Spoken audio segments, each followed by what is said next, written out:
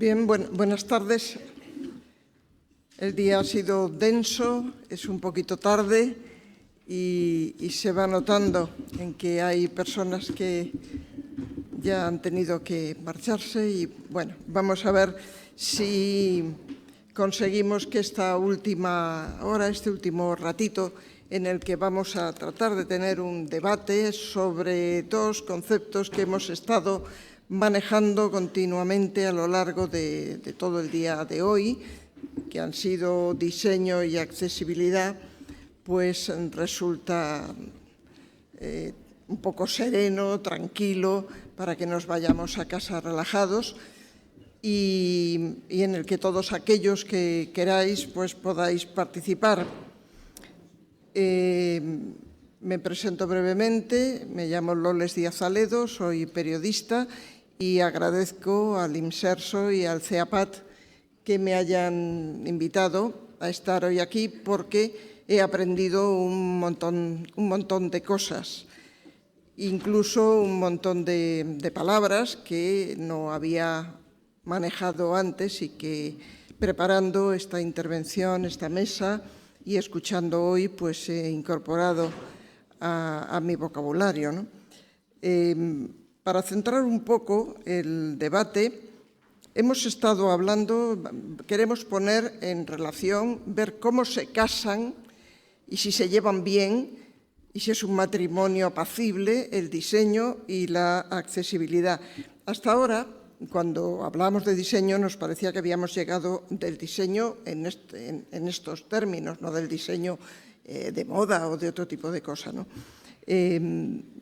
Habíamos llegado al diseño universal, es decir, al diseño para todos, y lo entendíamos como una estrategia útil para el desarrollo de entornos, de productos, de tecnologías, de servicios accesibles para todos. Y estábamos muy contentos porque, bueno, habíamos concluido que sirve para todos, que sirve para eliminar todo tipo de barreras y que contribuye a garantizar la igualdad democrática. Pero esta mañana hemos, de alguna manera, descubierto que no podemos asentarnos cómodamente en ese espacio confortable al que habíamos llegado, porque puede haber otras formas, otro modo de entender el diseño, o por lo menos de plantearnos algunas preguntas sobre ese diseño universal para todos, manteniendo, yo creo, el objetivo del diseño, que es hacer la vida un poco más sencilla para todos, pero y se decía, si además es un poco más divertida, pues mejor.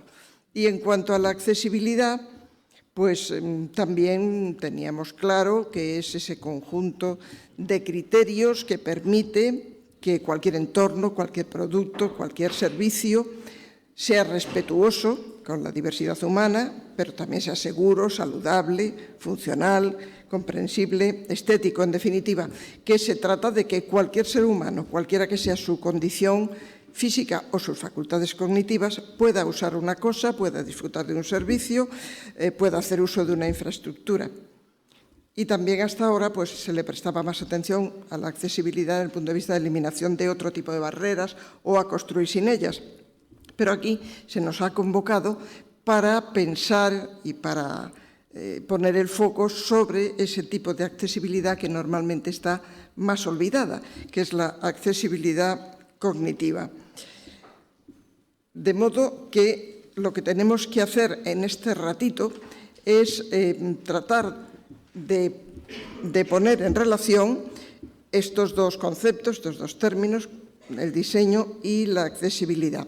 A los participantes los conocéis a todos, puesto que todos han intervenido esta mañana ya y, por tanto, no vamos a gastar tiempo en repetir sus largos e interesantes currículos, sino simplemente vamos a recordar que tenemos en la mesa al diseñador gráfico, el señor Ruedi Baur, que está en el extremo y que, entre otras muchas cosas, ha ocupado la señalización del Centro Pompidou de París. Tenemos a un sociólogo y doctor en psicología, José Corraliza, cuya tesis doctoral versó sobre las dimensiones afectivas del medio construido y que ha investigado mucho sobre la percepción del paisaje, entre otras cosas. Tenemos una experta internacional en el ámbito del transporte, especialmente con relación a las personas mayores y a las personas con discapacidad, y que ha formado a profesionales de estos medios de transporte en este sentido, la señora Frye. Y tenemos al director de planificación de una agencia de diseño multidisciplinar especializada en hallar caminos para todos los modos y medios de comunicación, el señor Richard Simon.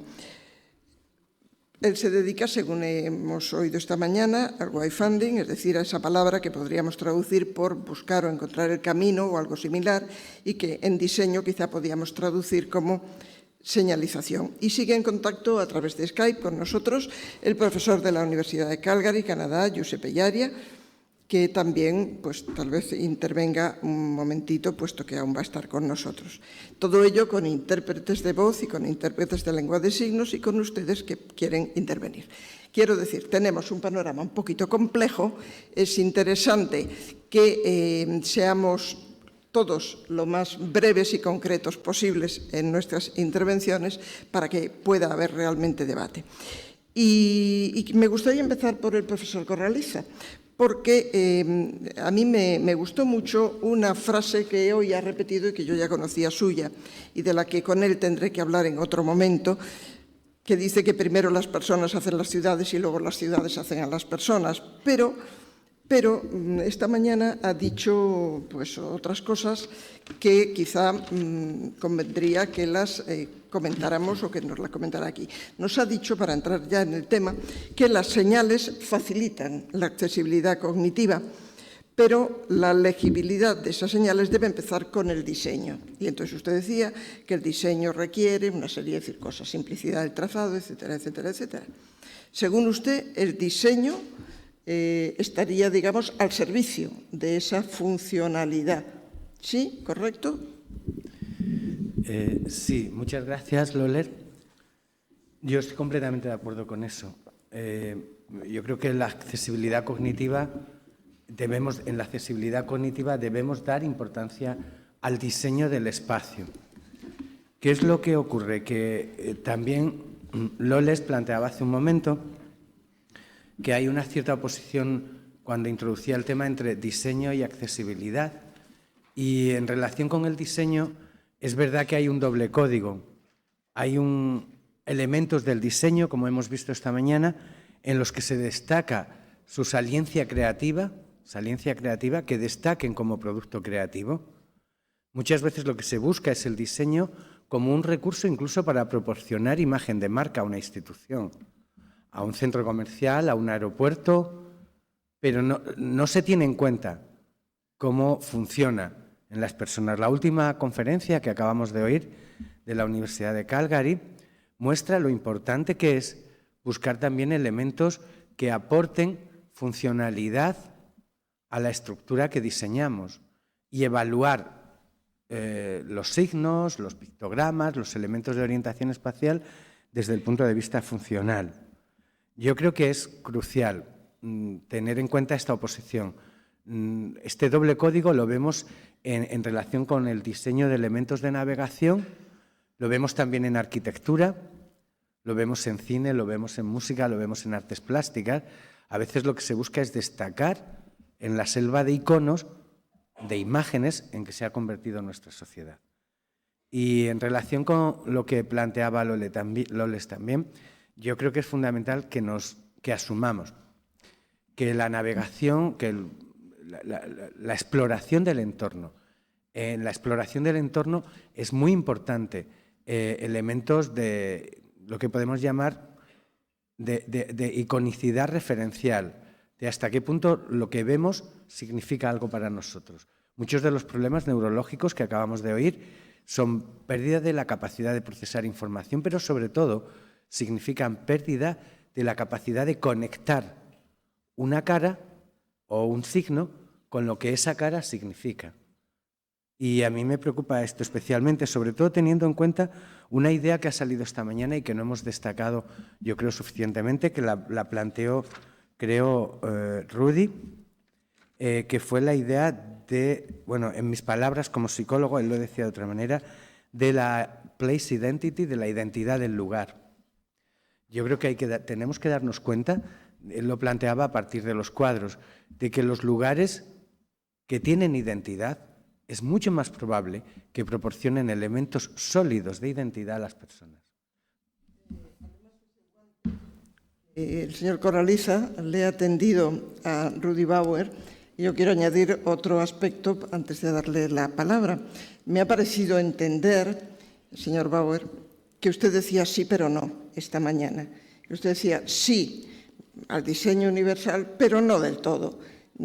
Hay que tener en cuenta el contexto, hay que tener en cuenta escenografías diferentes y luego ha hecho una declaración contundente. Estoy a favor de las diferencias y las cultivo.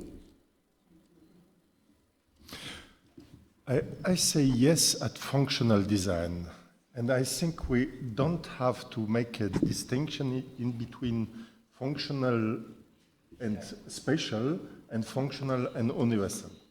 I think there are two ways. When I compare a little bit our discipline, the discipline of designers with the discipline of architects, I think we have something similar. The only point is in design systems, in wayfinding systems, we're in the same time engineers and architects. Any are only engineers, other are both. Other are only architects without engineers. This is not, I think this is not interesting. We can keep it that because they don't make elements who are functioning. But from time to time, architects bring new ideas who give really new functions, who resolve function who engineers don't resolve. And I think that's a point who we have to exercise. And I say often, this kind of designers were like medicines, doctors who gave every time the same medicament. No, the world is more complex than this. And give every time the same pictogram, give every time the same. That's not the complexity of our world. And we have not to transform this complexity in a simplicity, we have resolved the different point of complexity. And I like this morning when you say a city is something very complex. And because of this complexity, of the difference in between one building and the other, we can find out an orientation, a natural orientation. And after we are inside of buildings, and we cannot have this naturally, it's not a church, it's not a red house, all this in an hospital, all this is often absolutely similar. So we are in the function to give in the same time to construct the church with an artificial church and to say this is the church. And not only to write the pictogram, because in this case we are absolutely in an abstract spaces. And one of the biggest problem, I think, of orientation also in the bibliothèque of Montreal, I know them very good because I was in the architecture competition. I don't win, but my concept was very clear, was from A to Z, was a very structured concept whose design system was in the center of the architecture. We lose, they make something more complex, very beautiful, I like it also, but one of the problems is the problem of identification of differences also. And this I think, when the architect don't give it, the designer have to give it, have to bring it. And that's only a definition of our intervention. But at all, I'm very agree about the quality. I think it's also a point, it's difficult because we speak about different levels. The quality you present about your map, I sign it absolutely. It's fantastic. The point is, when I see London, I think the center of the organizing of London is a river.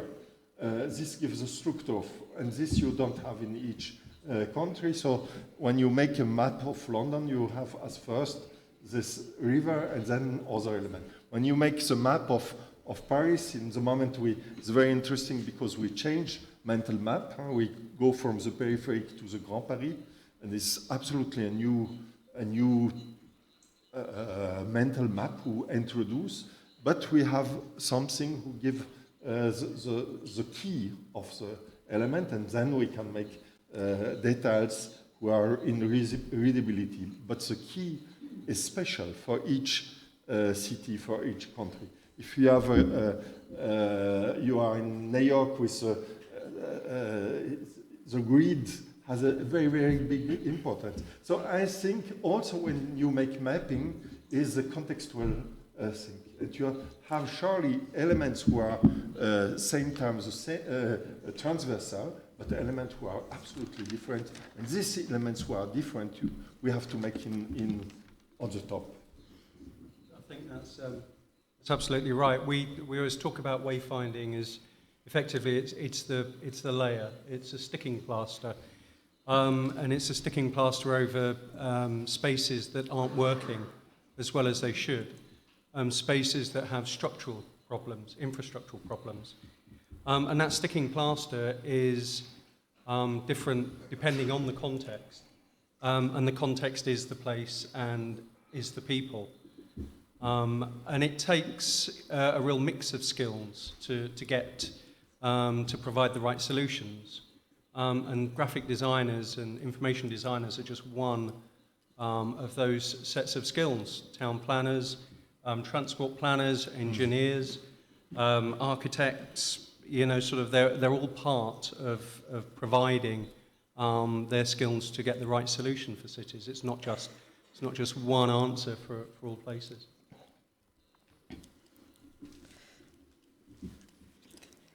El señor Baur le ha dado paso directamente en el coloquio al señor Simon, que nos ha hablado esta mañana de ese proyecto de Londres legible, que, por cierto, paréntesis, se hizo con motivo de los Juegos Olímpicos del 2012. Estupendo que los Juegos Olímpicos sirvan para esto, pero como Madrid se ha quedado sin Juegos Olímpicos, pues nos vamos a quedar sin que se dedique dinero a este tipo de cosas. Cierro paréntesis, que mi marido diría la demagogia periodística. Esto, señor Simon, usted al hablar de su tema nos decía que hay que desarrollar un sistema universal accesible para todos, o sea que parece que estaría más en esta línea del modelo universal, pero me interesaría también un punto que después usted decía, al hilo de del documental también que hemos visto, decía, cuando hay demasiada información no se puede leer, pero si hay muy poca, no sirve. ¿Cómo decidimos cuando hay mucha, cuando hay poca, encontramos el punto de equilibrio? Well, there's two things. When you say that I'm more in favour of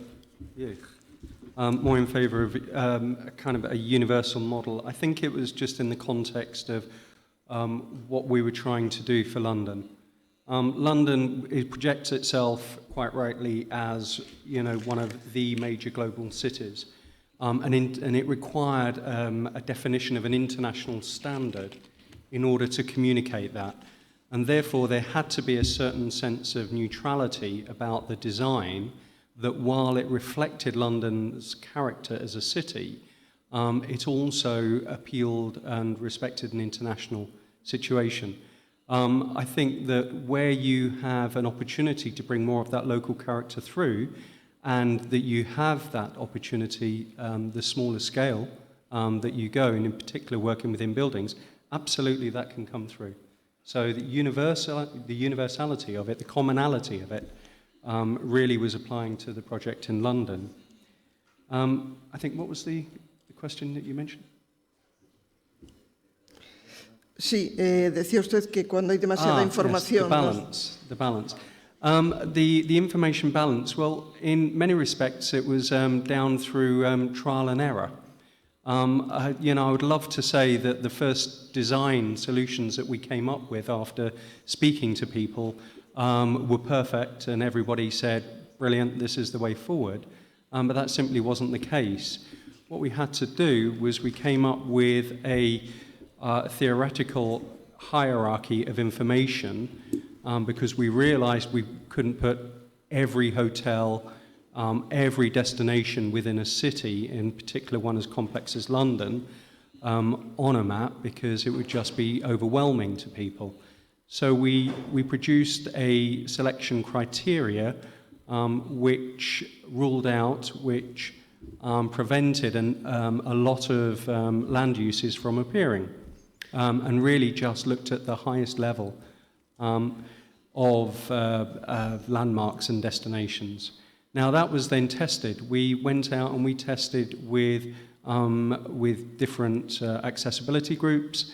We went out and tested on the street with visitors, people passing by, and it was through that refinement process that we were able to understand what that right balance was. And to a large extent, some of the documentation of this asset selection criteria that went on afterwards was retrofitting a user testing scenario. So I think that when we look back and we say, look, we think Legible London has been successful in achieving its objectives, I think that's because we went out and we tested a lot, we spoke to a lot of people, and we worked without an ego. We worked not because we delivered work not because we imposed ideas, but it was ideas and solutions that actually started to work on street. And that's the reason why we feel it's been so successful. Decía Frye en su intervención que todos en algún momento de nuestra vida tenemos una discapacidad cognitiva. Yo creo que eso lo hemos experimentado todos, especialmente en algún aeropuerto. Rara será la persona que no haya sentido su poquito de angustia viendo que llega tarde a su vuelo porque no acaba de encontrarla o porque ha preguntado ya a 3 personas y le dan informaciones contrarias. Y entre las soluciones que decía usted, decía, el diseño tiene que ser muy sencillo, muy intuitivo y sobre todo es importante formar a los profesionales, sobre todo a los arquitectos, a los ingenieros, para que diseñen teniendo en cuenta el entorno, teniendo en cuenta la peculiaridad, en este caso de una estación de tren o de un aeropuerto, y de la angustia o la prisa con que normalmente se va.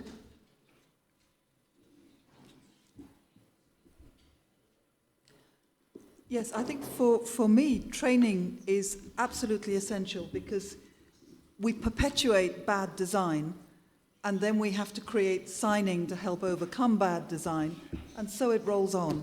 If all our engineers and architects and designers had basic training in universal design and in how to create accessible environments, then that would feed through through their professional lives. At the moment, you are very lucky if a designer or an architect on a scheme has that background. So very often, people are coming in, whether it's wayfinding or information within the building, to compensate for bad design that is not intuitive. And we saw some of that with the example from the library in Seattle, where people couldn't find their way around the building. I take a very simple view, which is that it must be intuitive. If you cannot walk in as a stranger and immediately know that's the way to find whatever it is you might want, whether it's a check-in desk or the toilets or whatever, then you have failed. It must be intuitive. And I accept Ruedi's point that intuitive doesn't have to mean identical, but it does have to mean simple and clear and easy for a complete stranger, whether that person has a cognitive impairment or is simply an anxious traveler, it doesn't matter. But they need to be able to understand immediately where to find what they need to find in that building. And I think we will only start to produce buildings and public spaces that need minimal wayfinding when we have trained all those who create those spaces. So it's a circular process, if you like. At the moment, so much of what we do is putting right what's been done badly. If we could start back at the beginning and teach the importance of intuitive design, I think we would overcome a lot of those problems.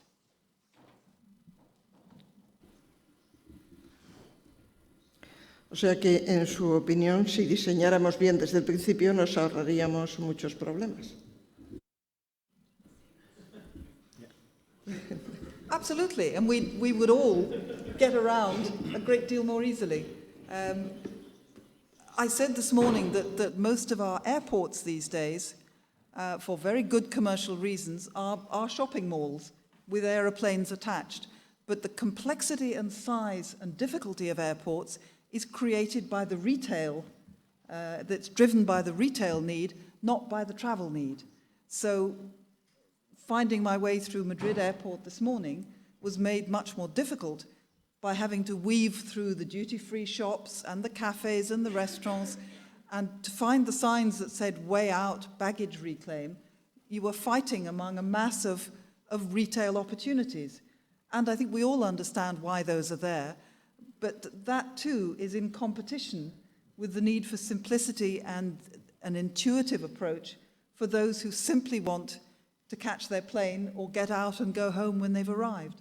So I think we have a contradiction there that should not be impossible to overcome with good design, but at the moment we seem to struggle with it. Just to put some value on that, the retail economy for Heathrow is £1.5 billion per year. It's the fourth largest shopping centre in the UK, including all the cities. So when you're up against that, it's absolutely the way that airports sell themselves now, and the commercial reality of the way they behave, and it does us a huge disservice in a wayfinding and a legibility perspective, but it's exactly that reason why they do it. Make a very good mapping about the evolution of this shopping malls in the airport. It was in the Monde Diplomatique, I think 5 or 6 months ago. It's really interesting because it's a coursing system. This disorientation who come from the marketing, who are absolutely in contrary about the information. Yo le quería hacer un comentario a Joseph, que está allí. ¿Estás por aquí? ¿Me puedes? ¿Te llega la traducción? No. Bueno, yo le quería preguntar exactamente que él ha hablado de los problemas de desorientación espacial. Si se, no, ¿lo puedo traducir? Bueno, en Spanglish, ¿ok? Okay. I can get most of it. I can try to say you to question in Spanglish. The question I want to send you is, you have talked about the ability for orientation. You have talked about the hippocampus and so on. And the question is if it is possible to train the people for avoid or reduce the disorientation. If it's possible to organize a program to avoid the bad effects of the disorientation. Yo creo que todo el mundo me ha entendido porque mi Spanglish es muy claro. No, I did understand it. Yeah. Okay, thank you. Yeah, I did understand it. Yes, it is possible to train people to use specific orientation strategies that we believe are more effective in certain places, right? And so if you are in London, if you go to subways and you go very quickly from one place to another one, when you came out of your subway, it's very, very important to have, again, a representation of where you are as compared to where you were before, because you have moved in a very unnatural way. So we can train people on, like throughout, programs like the Legible London, to make use of, specific information in order really to make sense of space. We do this in brain damaged patients. We do this in people who actually have problems, and we can obviously move a little bit the bias that people have in using specific orientation strategy without any specific clinical problems into strategies that are really a little bit helpful. But if I could take 1 minute to add a little bit my opinion on this debate, I would really appreciate that. So I have, Richard, I have a different perspective from, from all this story. And the perspective I have is academic, right? So where is academia now with respect to making together these two fields of environment, architecture, and neuroscience, cognitive science, right? So I am within this field, and we are doing something within this field. So, for example, we know now that our graduate students can actually do collaborative projects within psychology, cognitive science, cognitive neuroscience, faculty of environmental design, and so on.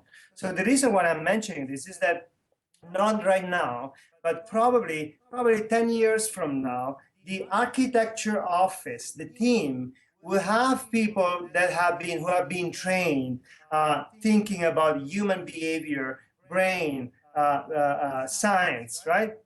Not necessarily training within specific the architectural team, but it's something that's becoming natural, something that's happening right now. If you think about when I chat with my colleagues in the environmental design, they always make jokes about architects, right? So they are in a way that they are the artists. They create something novel, new, innovative, and it's really secondary, the functionality of what they actually create within the human behavior, I mean.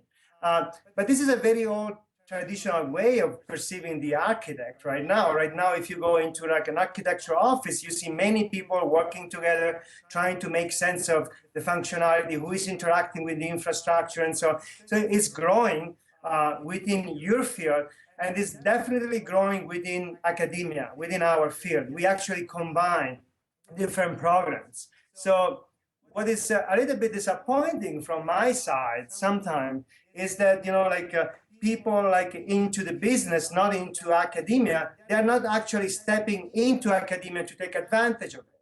For example, like this happened within my same institution. The University of Calgary has invested $1 million, and my salary is not $1 million, as you would expect, right? So has invested $1 million to a private company to redesign Aledo University of Calgary campus, right? I'm talking about millions. Well, there is a faculty of environmental design. There is a neuroscientist who has been working for 20 years in this field, like me, with a lab that's very productive. We haven't received any news about this project. The irony behind all this, and that's then I close it to make my point, is that the business actually got the project, the $1 million project, come back to me and said, like, can you please help us to understand human behavior and cognitive strategies in spatial orientation? You know why? Because we got this $8 million project. So the communication, that's I think where there is a disconnect between academia, that's my personal feeling, between academia and the environmental architectural business right now. But within each business, we are actually growing and training people. So it will be very, very easy to facilitate everything in terms of interaction. I have just to say more and more, I think in Montreal is a little bit special. I know the architects from Montreal, but more and more in big projects, you have really teams who are more and more interdisciplinary with theoretical parts from the academy, but also this team in between designer, architects, light designer, and sound designer and all this. And this really brings to new solutions who we can try to resolve the most important elements, so natural orientation at the starting of the conception of the building and not after. Because I think the limit of graphic design, we cannot resolve big architectural mistake. We know this. Huh? We have a limit. If the space says something, it's very difficult to say, no, you have to make something other. And this connection, I think the architects start really to be sensitive about this and also about the potential of designers to help them to resolve the problem of circulation in our building. But I think also, I'm absolutely agree, we need probably a transition in between the work you do in academy, you do in testing, and this special element. The only point I'm every time a little bit afraid is how can we go out of generality. The modernity is, problem of modernity is every time to say we have a problem and we resolve it as a general problem. That's the Occidental sciences. And how can we, from the academy, go again and say we have to resolve a special problem? And this special problem is a mix in between elements who are permanent and elements who are out of permanence.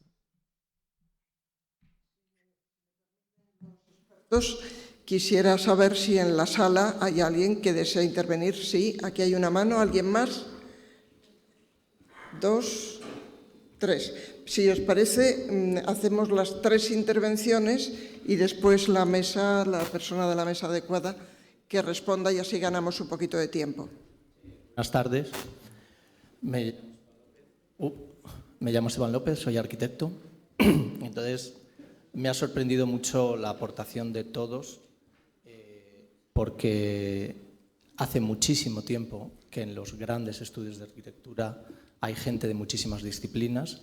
Lo decía antes el señor británico Este sobre el tema el participante Ruedi. Diseñador gráfico. Los centros comerciales hace ya muchos decenios que se hacen en colaboración con psicólogos y están preparados desde el origen para desorientar. O sea, es una función primordial del centro comercial. El único modo de conseguir que la gente compre compulsivamente es desorientarles. Entonces, parece un poco absurdo hablar de accesibilidad cognitiva cuando se persigue voluntariamente que incluso la gente que no tiene ningún problema cognitivo se desoriente. Eso por un lado. Entonces, aquí se está hablando de cosas, yo creo, sin saber exactamente lo que está ocurriendo en la calle. Y entonces entiendo que pecando como todos y cayendo en el mismo hoyo que todos, que es llegar a un centro comercial y verse desorientado y descubrirse desorientado. Luego hay otra cuestión que me preocupa mucho más, que es el tema de la accesibilidad universal. En un sentido que parece que se impone que la información llegue a todos. Y cuando me refiero a esto hablo un poco del tema de la información, mucha información, poca información. Yo creo que el error está en querer imponer una información. Entiendo que se debe hacer un sistema de layers, como decía el ejemplo de Wayfinding de Londres, y es muy importante que el usuario, dentro de sus capacidades y de sus necesidades, sea capaz de encontrar rápidamente la información que demanda, que puede ser muy variada. Puede haber quien en una zona concreta salga del metro y quiera encontrar un restaurante porque se muere de hambre, sin más, y su único objetivo en ese momento no sea saber dónde está la Torre de Londres, sino hallar rápidamente un restaurante, ¿no? A un precio lógico y ver en esa información, en su pad, y estoy hablando de que la información es para todos, no solo para la gente con problemas. La gente con problemas, esa información la tendrá en el sistema tecnológico que lleve en voz o en braille, o tendrá que leerla en un display, pero tiene que ser capaz de elegir qué información quiere recibir, que eso parece que se le olvida un poco a la gente.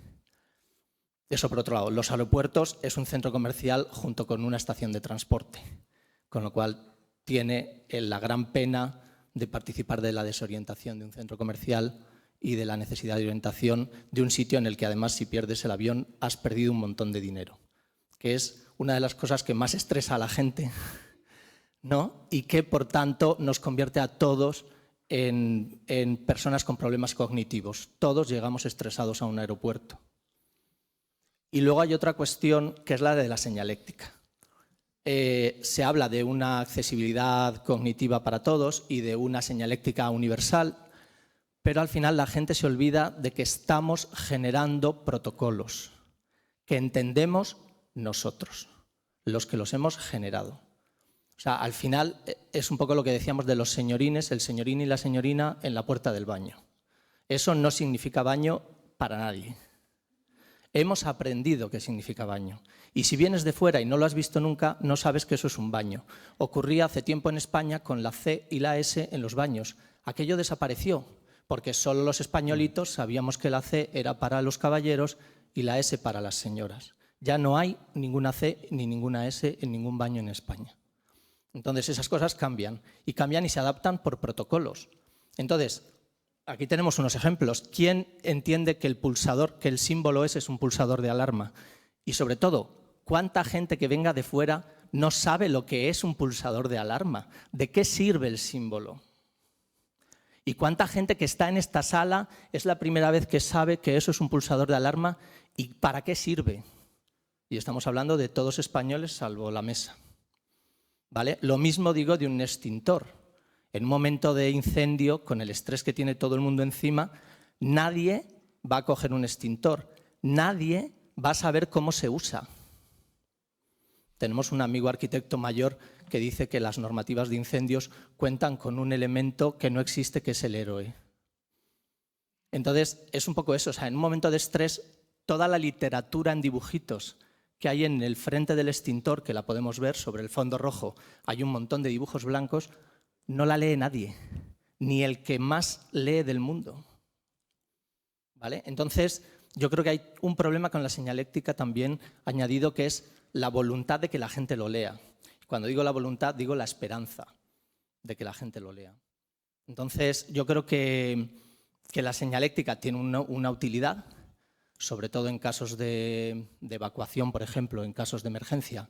Sí que es importante que haya grandes y violentos símbolos que atraigan a la gente absolutamente desorientada, pero en el resto de las cuestiones creo que es una ayuda, que no es obligatorio leer, que la gente va a leer solo si quiere y que realmente la solución está en la sencillez de las cosas, que un edificio puede ser muy bonito, puede ser muy fascinante, pero tiene que ser sencillo.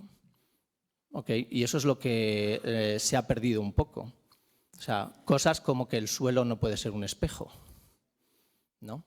Que parece muy fashion y en muchos sitios lo hay, pero yo quiero ver la evacuación de una discoteca con un suelo de espejo, por ejemplo, ¿no? Y es algo que estamos muy acostumbrados a ver.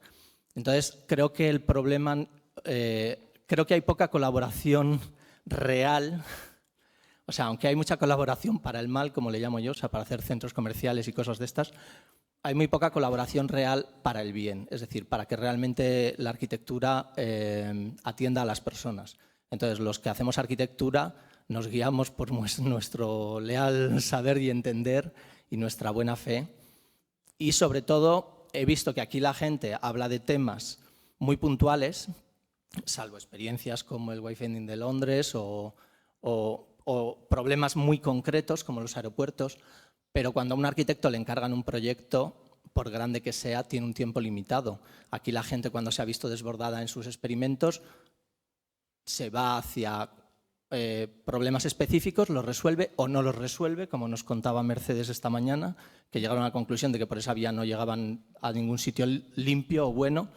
Vale, me parece muy bien, pero es que cuando a mí me piden un edificio tengo que dar una respuesta sí o sí, porque se tiene que construir en un tiempo limitado, con unos recursos limitados.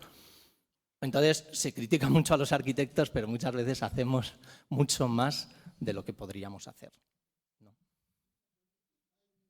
Palabras pedidas aquí en la primera fila, mientras llega el micro, para bajar un poco, ahí había otra, para bajar un poco la realidad, comento algo que me ha ocurrido ayer, viendo la exposición precisamente de dos arquitectos, de Fisac y de Sousa, en el instituto de, me parece que era la Fundación ICO, donde está. De pronto me suena el teléfono, lo cojo y es mi marido, que hasta ese minuto estaba a mi lado, y dice, me he perdido. Digo, ¿cómo que te has perdido? Dice, sí, he ido al baño y me he perdido. Quiero decir, salió, fue al baño, fue siguiendo las indicaciones de baño, tras él las puertas se cerraban y a la inversa no había ninguna indicación. Tuvo que ir el vigilante de seguridad a buscarlo. Es un hecho de ayer. Sí, Buenas sí. tardes. Soy Álvaro Cervera. Bueno, estoy en FEAS Madrid, en la Comisión de Accesibilidad, en CERMI también, en CERMI Madrid y en CERMI Estatal. Y además tenemos una empresa, nos dedicamos profesionalmente, soy arquitecto, pero nos dedicamos profesionalmente a los temas de accesibilidad con una empresa también colaboradora del Ceapat, que se llama Accedes. Vamos a ver, estamos hablando mucho de arquitectura. Yo creo que la accesibilidad cognitiva no es solamente arquitectura, a pesar de que yo soy arquitecto. Creo que hay incidencias en muchos más sitios, muchos más campos. Pero si nos fijamos cómo se resuelven otros tipos de accesibilidades, podemos decir que todo está tasado y prácticamente todo está regulado. Es decir, sabemos cuánta es la pendiente que debe tener una rampa. Lo sabemos, las normativas han ido cambiando y en este momento pues hay normativas ya muy exigentes y sabemos lo que hay. Podemos llegar a saber incluso hasta, y está normalizado, hasta el contraste. Luego lo difícil es que los arquitectos sepamos cómo se llega a saber si una cosa tiene el 70% de contraste o no, pero bueno, está normalizado. Por supuesto, sabemos cómo se debe implementar un servicio para que haya accesibilidad desde el punto de vista auditivo. Pero no sabemos para nada, o que yo sepa, no sabemos para nada, qué normas debíamos aplicar para que tengamos una accesibilidad cognitiva real. Entendiendo con la accesibilidad cognitiva no solamente con la señalética, como muy bien decíais esta mañana, sino el entorno, la arquitectura, cómo habla el edificio. Yo tenía un insigne profesor, catedrático, maravilloso, que decía que los edificios tenían que hablar por sí mismos. Yo creo que están muy callados en muchas ocasiones. Ese mismo arquitecto, insigne, insisto, le enseñé en una conferencia que dimos por ahí, un edificio que había hecho donde era imposible encontrar la puerta de entrada, con lo cual, en fin, esas contradicciones que tenemos. No hay ninguna norma que diga un edificio debe tener una puerta que se entienda y que se encuentre y que se puedan llegar a unos ascensores en condiciones, etcétera, etcétera, etcétera. Mi pregunta ahí es muy concreta. Por lo menos yo sé que en España se había organizado desde el CERMI una investigación para poder saber si podemos llegar a regular normativamente la accesibilidad cognitiva. Mi pregunta es, ¿en vuestros entornos hay algo de esto y creéis que es posible llegar a tener una normativa clara y fácil? Lo de fácil en el mundo lo fácil es verdaderamente difícil. Para que los profesionales lo puedan aplicar. Muchas gracias. Venimos pues aquí a la primera fila, que hay 2 palabras y después la mesa responde globalmente. Era Mercedes y Javier. Tú también.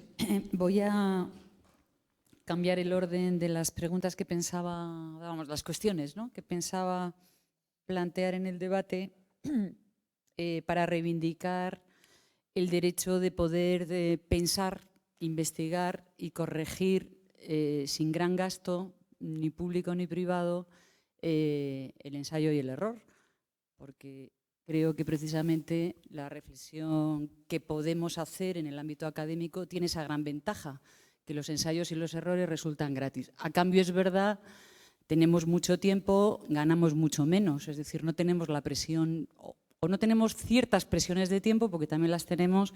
Tampoco tenemos las compensaciones, ¿no?, diríamos, económicas, ¿no?, de quienes tienen que trabajar muy rápidamente para poder devolver un producto que está contratado. O sea, que pondría un poquito ahí la otra cara de la balanza, ¿no? Pero más importante, esto es puramente anecdótico, yo quería plantear 2 cuestiones. Una, en las distintas experiencias siempre, por suerte, cada vez con más frecuencia se habla de los procesos de validación, ¿no? Procesos de validación empírica, en la cual usamos o se utilizan o nos apoyamos en grupos de personas con distintas clases de situaciones de dificultad cognitiva, en un sentido amplio, para contrastar o para tomar decisiones acerca de, pues, por ejemplo, los pictogramas, las señales más comprensibles, etcétera.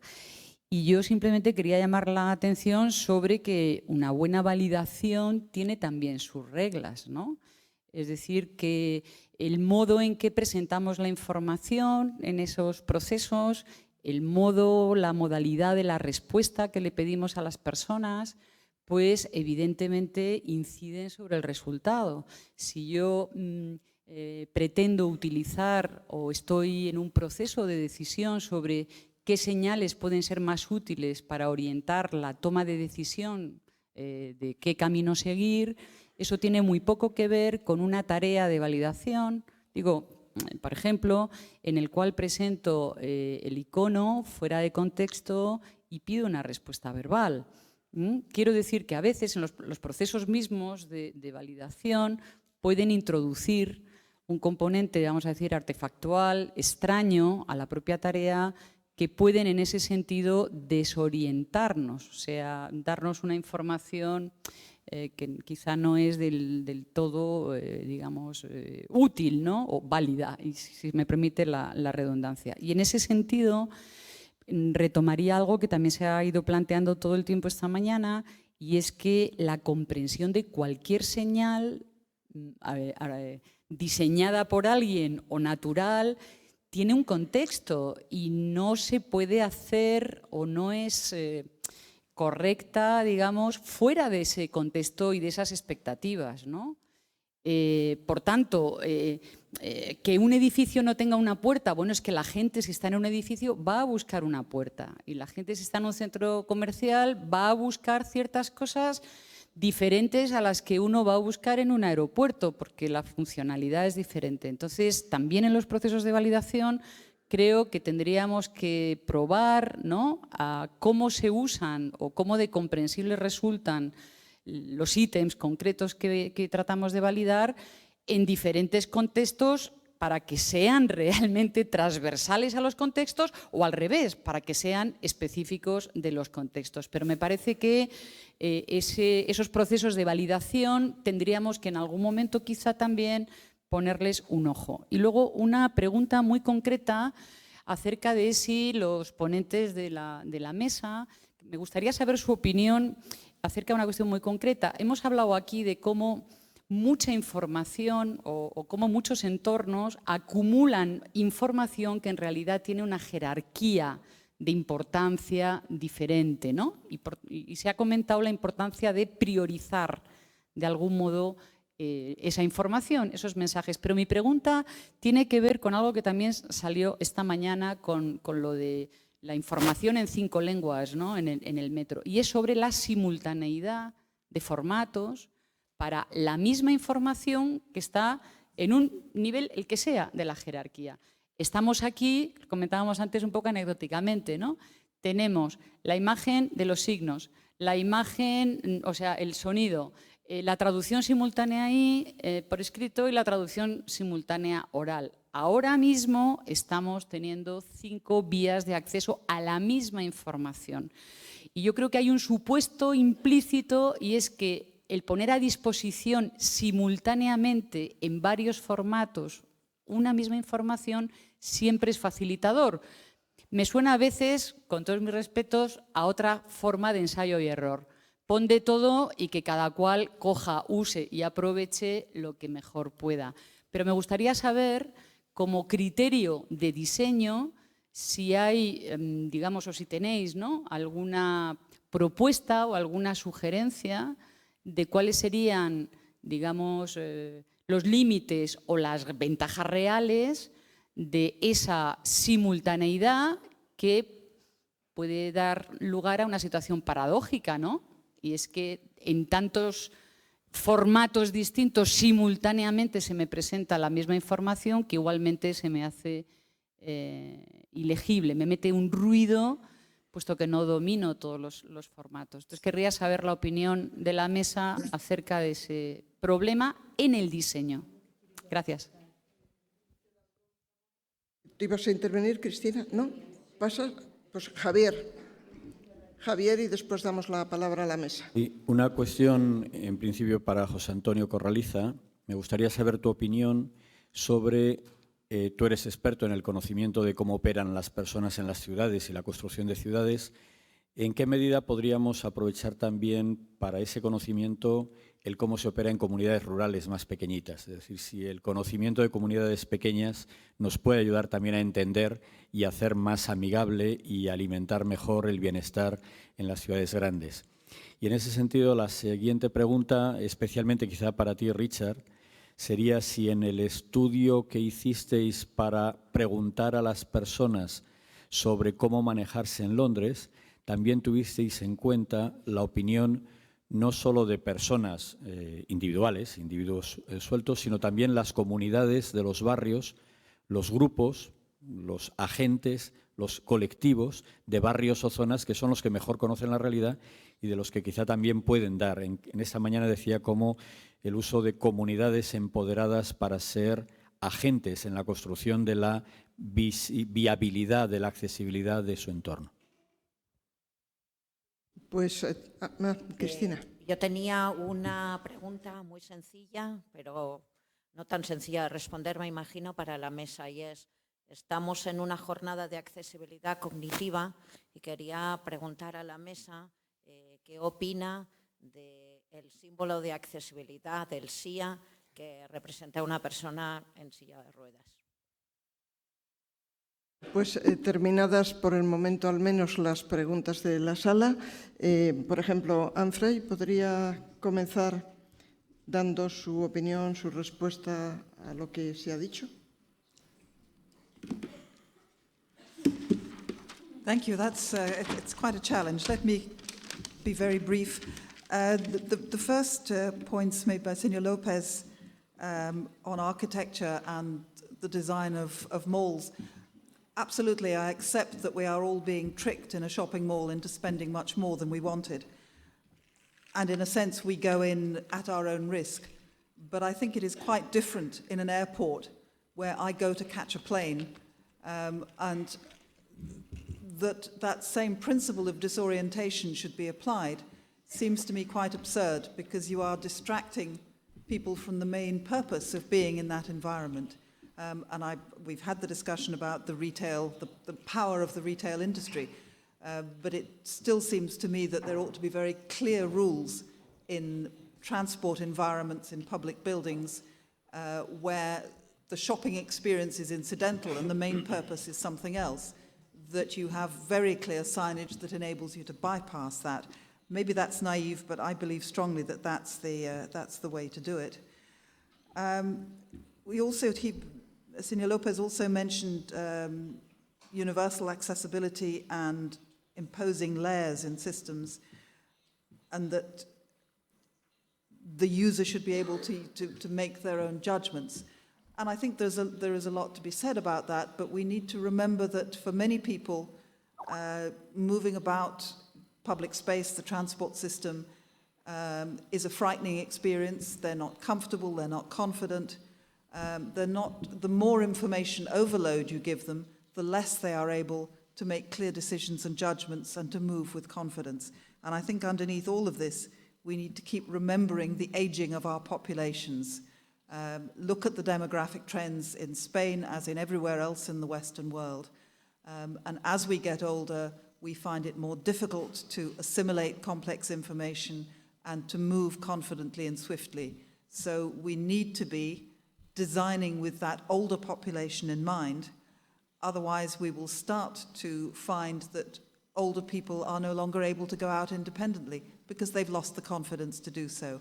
And the economic cost of that, never mind the quality of life, is huge. It's too huge to contemplate. So we have to create environments in which older people feel confident to keep moving about. We also, I think it was Señor Alveda, talked about standardization. And it's, I think, absolutely right that we have standardization across every aspect of the built environment, but we don't have standardization in this context of cognitive accessibility. And it seems to me, not standardization, I don't want to upset Ruedi, that everything has to be the same, but standardization in the sense of setting standards, which I would personally like to see, if you like, as performance standards. So before a building is signed off by whichever authority it is, you have to pass a test of a complete stranger coming in and saying, I feel comfortable that I can find this, I can find that. We already do that, certainly in the UK, to prove that a vehicle is accessible. A wheelchair user has to come along and demonstrate that they can get into the vehicle, into the position for travel, comfortably and with dignity. Otherwise, that vehicle is not signed, is not approved. Why can we not have a standard of cognitive accessibility, which is a test that architects, building designers have to pass? I think that would be very useful. And I think the same then, moving on. Sorry, Giuseppe just wants to say goodbye because he has to leave. So, sorry, I feel terrible to interrupt, but this is a very interesting conversation. I wish, I was really there to enjoy the chat a little bit more with all of you. I just wanted to say that it's really, just to close and say goodbye, that it's really, if we can, of course, the brain and us as a human being, we can make sense of any space around us. That's not the problem.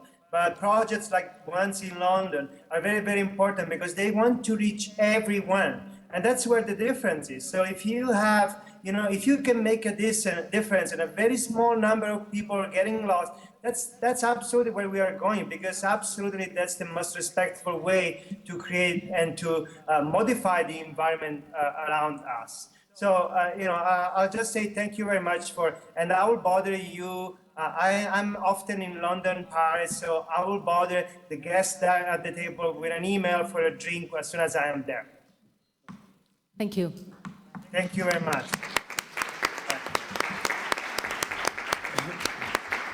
And sorry, Anne, sorry, you can go on.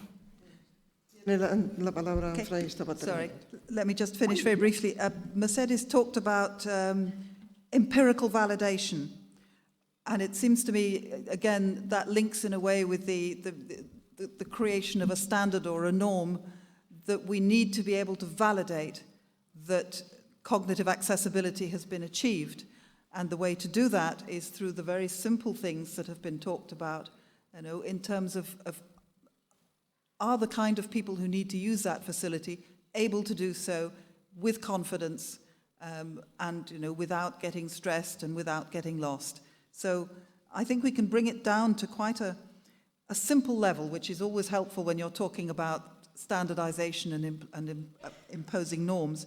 But it does seem to me that we need to and this is, I'm sure, a job for Ceapat, we need some guidance, some written guidance which will help architects, designers, and those who are in the position of signing off, whether it's a building or a transport infrastructure, before that building or public space is permitted to open to the public, what are the standards that it should meet? So I hope that perhaps from this Congress, we can move towards that kind of simple document which doesn't set out exactly how it should be done, but sets out the principles which must be met. And then how those are met will depend on the type of building and all the rest of it. But if you don't set that down, you will constantly either have architects who don't think it's their business or who are too busy or don't have time, or you will have everybody reinventing it because we've got a much better idea, and they will then miss some of the points. I think, again, Mercedes, your point about overload, having 5 languages and all the rest of it, we tend to go over the top. It's very often for political reasons. In many countries, if you have one language and not the other, then you have a huge problem. If you fail to meet all the political norms, you have a difficulty. And I think because of that, we very often lose sight of what people actually need to understand. And we create too much signage that people can't follow. So it would be good to go back to a much simpler way of doing it, but recognizing that politically in many places that's quite difficult. And then finally, Christina's question about the symbol of accessibility. We could have a 2-day conference just on this, couldn't we? Everybody thinks, I think, that the wheelchair symbol is universally understood, but for people who are not wheelchair users, what does it mean? And I think particularly, again, older people, growing number of older people, do not think of themselves as having a disability. I remember well an older person saying to me, I'm not disabled, it's just that I can't walk. And there's an important point in there. So the more that we use a wheelchair symbol in things that are meant to communicate universal accessibility, the more perhaps we alienate and leave behind those people who have needs for accessibility but don't identify with that. Having said that, we've tried for years to think of something better, so at least everybody knows what it is. Thank you. Yo quería muy brevemente retomar 4 asuntos que se han planteado, no para decir la última palabra, sino para situar el contexto de cosas que se han dicho, ¿no? El primero tiene que ver con la primera de las intervenciones que ha realizado, creo, Esteban López, que es arquitecto. Yo creo que a veces los arquitectos se sienten más criticados de los que de hecho son criticados. De hecho, yo admiro el trabajo de los arquitectos. El peor trabajo de un arquitecto, estoy seguro que hay razones para admirarlo, incluso el peor. Y yo quisiera simplemente decirle que no me consta nada de lo que ha dicho de eso de los psicólogos y los centros comerciales. Me parece que es una leyenda urbana. Aquí en España yo llevo 25 años trabajando en psicología ambiental y no conozco ningún psicólogo. Creo que lo que hay es una confusión de conceptos. El problema de los centros comerciales, además, en psicología económica y en conducta del consumidor, en absoluto está demostrado que estar confuso haga que uno compre más. Al revés, estar confuso hace que uno se vaya de ese lugar. Y todos hemos tenido la experiencia, al menos yo, en algún centro comercial, cuando estoy muy saturado, es que a la media hora me empieza a doler la cabeza y lo que hago es irme. Es verdad que puede que compre alguna cosa que no necesitaba, pero es seguro que no compro lo que necesito. Y quiero decir a este respecto un punto, que la confusión viene de que la mayor parte de los centros comerciales, diseñados por arquitectos, psicólogos, lo que sea, por comerciantes, por el cliente, lo que están buscando es optimizar el edificio para promover lo que en conducta del consumidor se llama comportamiento de ojeo. El comportamiento de ojeo es un comportamiento exploratorio más o menos dirigido que hace que una persona tenga que necesariamente, simplemente si os habéis fijado cómo están diseñadas las escaleras mecánicas de un centro comercial, te las ponen para que des la vuelta. Eso es lo que está creando, pero eso no está estudiado ni ideado por ni hay psicólogos que hagan estudios de estos así un poco paranoicos. Es una visión, yo creo que ojalá hubiera algún psicólogo. Es que de hecho yo conozco muy pocos psicólogos que trabajen con arquitectos y tengo que decir que yo soy de los psicólogos que más ha trabajado con arquitectos, al menos en estos 25 años en España, con estudios de arquitectura. Entonces, para mí el problema de verdad es que los centros comerciales priman la conducta de ojeo y priman que uno pueda ver, pero también las tiendas por dentro. Esto puede. Yo creo que lo que realmente crea confusión y vulnerabilidad en las personas es algo que ya hemos comentado aquí, que es el sentimiento de saturación de la capacidad atencional.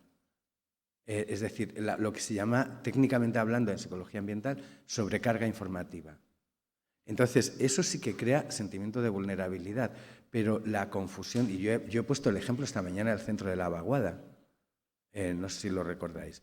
Entonces, era una persona que estaba perdida del todo, pero no estaba perdida en este caso concreto sí que estaba perdida por una cuestión estructural y del diseño del edificio, pero honestamente no creo que ningún psicólogo asesorara al equipo de César Manrique cuando diseñó la Vaguada, que creo que fue el equipo que hizo el diseño original.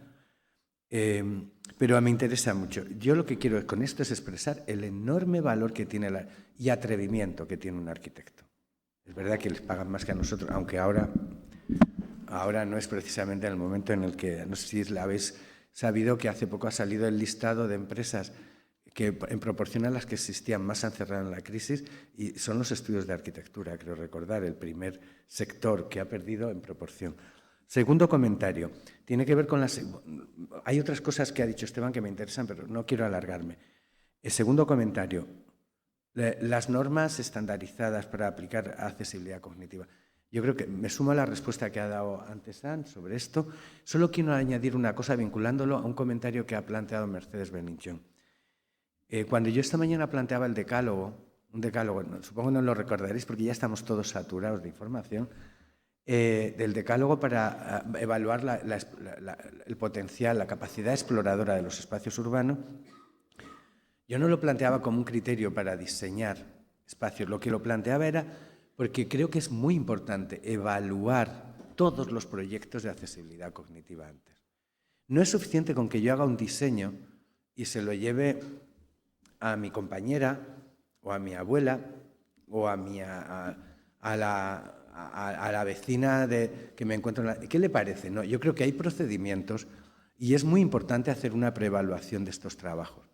Es verdad que la inversión en accesibilidad cognitiva en comparación con la inversión en otros sectores no es tan alta, pero es muy importante. Y ya hay procedimientos, Mercedes Belinchón ha aludido a ellos, para definir claramente. Hay, por ejemplo, test de pares para poder elegir entre un diseño y otro, poder calcular, y ahí tenemos potencial estadístico y se saben hacer las cosas, y habría que hacerlo y no dejarlo todo a la intuición de una persona que se me ha ocurrido esto, voy a salir a la cafetería de al lado a ver qué piensa el camarero. Eso queda muy bien en los trabajos de Goffman, de la presentación de la persona en la vida cotidiana, pero tiene efectos muy limitados. Me quedan otros temas y solo quiero hablar de la pregunta que ha planteado Javier antes sobre las comunidades rurales. Las comunidades rurales, evidentemente uno de los problemas de navegación y de legibilidad de la ciudad es la escala. Cuanto más grande sea un espacio, más probabilidad hay de que te confundas y de que cometas errores de navegación. En los pequeños núcleos esto es importante y les voy a comentar una anécdota. Hay un ayuntamiento en Madrid que es el ayuntamiento que se creó más recientemente, hace 21 años. Es el ayuntamiento de Tres Cantos, que es un proyecto ideado en el año 72. Cuando se creó el ayuntamiento en 1992, yo empecé a aplicar a niños una técnica de inspiración lynchiana, de Kevin Lynch, de los mapas cognitivos. Y lo he aplicado a los 5 años, aquel año, a los 5 años, y ahora pretendo aplicarlo a los 10 años, si encuentro un hueco. La prueba es siempre la misma. Era un estudio en el cual queríamos ver cómo la gente adapta. Tres Cantos es una ciudad, para los que no lo conozcan, ahora tiene unos entre 40 y 50.000 habitantes, Mercedes, ¿no? Ella vive allí. Hace 20 años tendría unos 30.000 habitantes. Y es muy interesante como New Town, como nueva comunidad. Pasé las pruebas. Los niños, todos, Tres Cantos tiene fama de ser una ciudad ilegible, entre los que lo conocemos. De hecho, la primera vez que yo presenté resultados de este estudio al ayuntamiento, les dije, es que las plazas, me recuerdo uno de los mapas, siento no haberlos traído, de un niño de 12 años, que era perfecto el mapa topográficamente hablando, pero entraba a la ciudad y decía, primera glorieta, segunda glorieta, edificios raros, edificios en obras, chalés en obras. Era perfecto el mapa, pero no tenía iconos a lo que agarrarse. Lo planteó al ayuntamiento y se dedicó a poner fuentes en todas las glorietas, que no está mal como landmark, como hito, por lo menos llegan... Pero no quería comentar esto. Recuerdo que en esta prueba yo no sabía lo que iba a encontrar y les pedía que hicieran un dibujo de la ciudad, que nombraran lugares, que es una técnica para saber lo que se llama el mapa cognitivo colectivo, y luego, como no sabía muy bien lo que iba a encontrar, les pedía que hicieran una redacción para tener algo a lo que agarrarme. Y recuerdo una redacción, está en un pendrive, pero no lo voy a poner ahora, de un niño que era de 11 años, que era verdaderamente experto en urbanismo, describía la ciudad de Tres Cantos, bueno, había mucha descripción de lo que yo llamo descripciones Disney, me gustaría que hubiera mucha luz y todo esto, ¿no? Pero al final dice, en resumen, dice él, porque se daba cuenta que se había enrollado, me gustaría 2 cosas.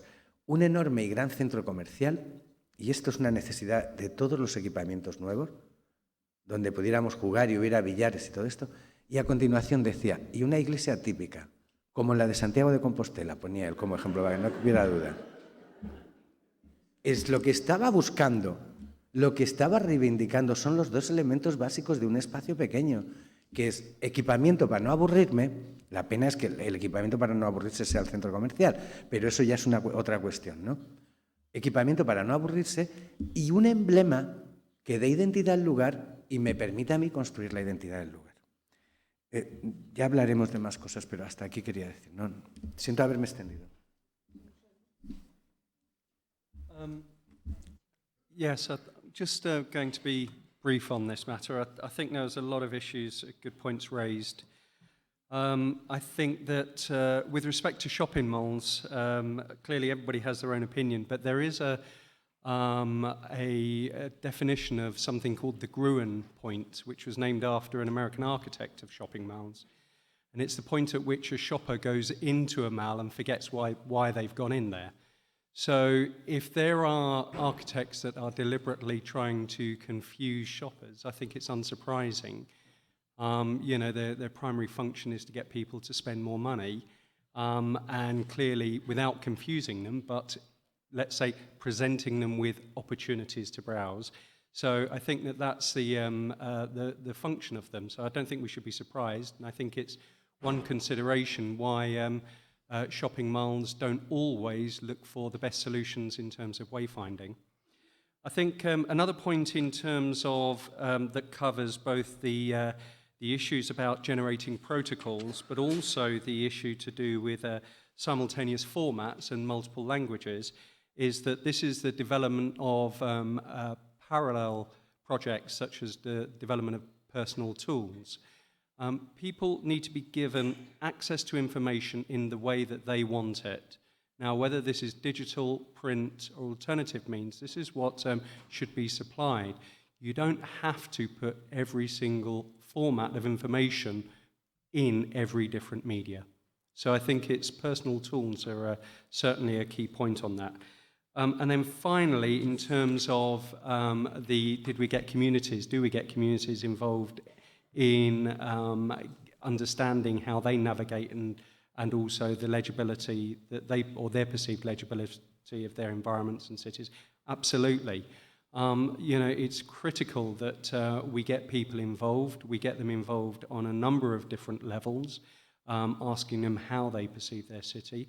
We certainly get them involved in terms of strategies such as place naming strategies, what things are called, why they are called those things.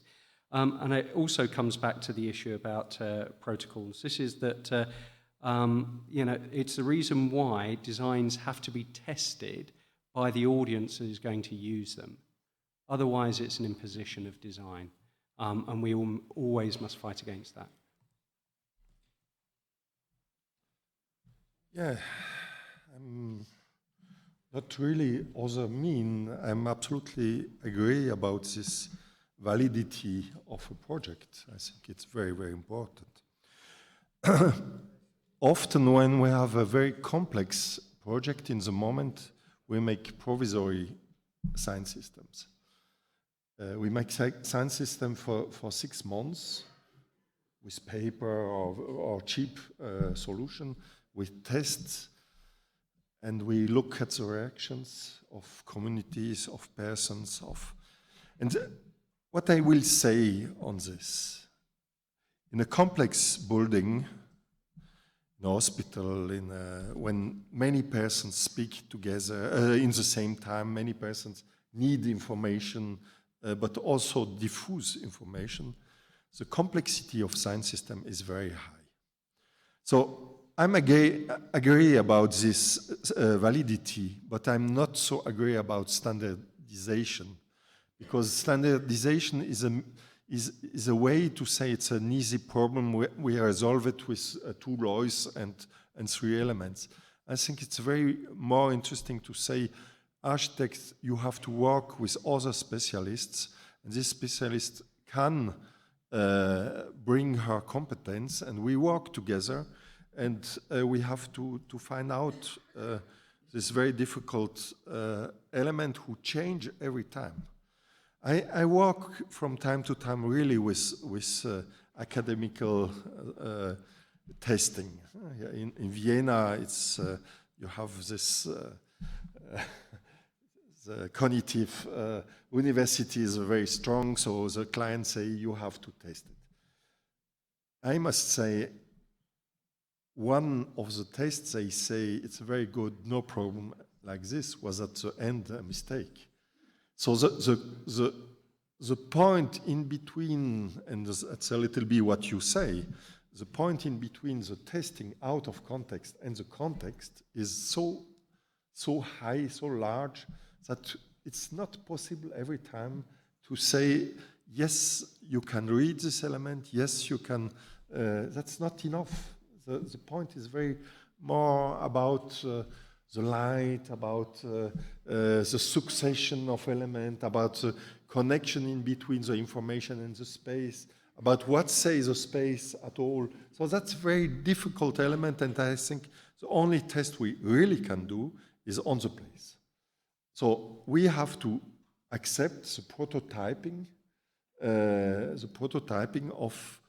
of systems, and I think with the new fabrication models, with the new print models, It's possible to do it. And I like to do this because we know our clients are very afraid every time. And a test is a good way to say, okay, we test. We test also something who is a little bit more, try to be more experimental. And then we say, okay, we accept it's wrong. Or in contrary, we can say, look at it. Was not a problem at all. So that's my plaidoyer. Then, because I think it's good to finish with a little bit politics, the point about public and private is not that we lose in malls, is that we don't know where the malls are starting. Is the limit in between malls and public space, or the limit of responsibility of collective space in the moment? Because I think we have to finish this dialectic public-private in the public space, but it's collective responsibility, and the shopping malls has collective responsibility, and the public has also public responsibility. They forget it more as the private. I think it's this point. Huh? No sé si hay alguna pregunta más en la sala o habida cuenta de la hora en que nos encontramos, vamos cerrando. Se trataba de un debate, no de llegar a ninguna conclusión, y sin duda los expertos seguirán dándole vueltas a todos estos temas. Yo no soy experta en el tema, pero leyendo un libro que se llama Filosofía del Diseño, de un filósofo que se llama William Flusser, dice él que el futuro de la humanidad depende del diseño. Yo no sé valorar si esto es así o no, pero la pregunta con la que yo personalmente me marcho después de este día de inmersión en un tema que no es mi especialidad es, se podría decir, y no sé si nuestros expertos pensarán que puede ser un resumen o una barbaridad, se podría decir que el reto al que nos enfrentamos en todo el tema que hemos estado hablando sería un reto para la creatividad de los profesionales, porque habría que conseguir un buen diseño desde el inicio, que sin renunciar a nada, de facetas artísticas o de otro tipo, haga posible que sea inteligible para todas las personas, sean cuales sean sus circunstancias, sus capacidades, sus posibilidades. Esa es la pregunta con la que yo me marcho.